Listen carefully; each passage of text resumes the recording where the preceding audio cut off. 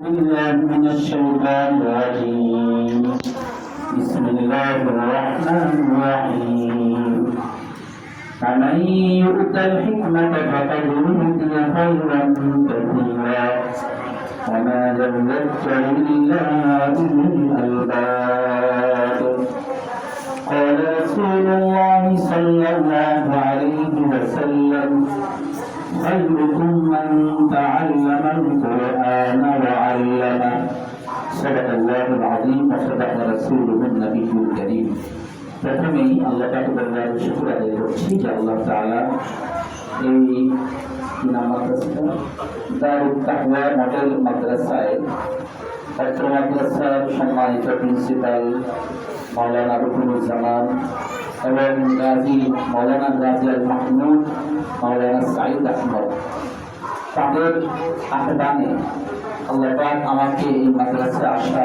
দেখার তৌফিক দান করেছেন। এটা আমি আসলে কল্পনা করি নাই, হঠাৎ করে আসা রিজিক কাকে বলে এটা চিন্তা করছি আর কি। আল্লাহ পাক আমাদের আশা ব্যবসা কিছু কথা বলাকে কবুল করেন।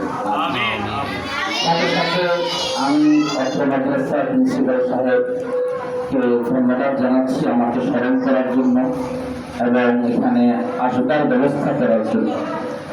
আর তোমাদেরকে একটা কথা বলছি, লম্বা কথা নেই, তোমাদেরকে এই মাদ্রাসায় পবিত্র কোরআন এবং হাদিস থেকে যা কিছু শিক্ষকরা পড়াইতেছেন এটা তোমরা আন্তরিকতার সাথে পড়বা। 2 নম্বর, শিক্ষক শিক্ষিকা যেভাবে তোমাদেরকে পড়ান, যেভাবে সুন্দর করে কথা শিখান, তোমরা শিক্ষক শিক্ষিকাদের কথা শুনবা ইনশাআল্লাহ। বলো ইনশাআল্লাহ।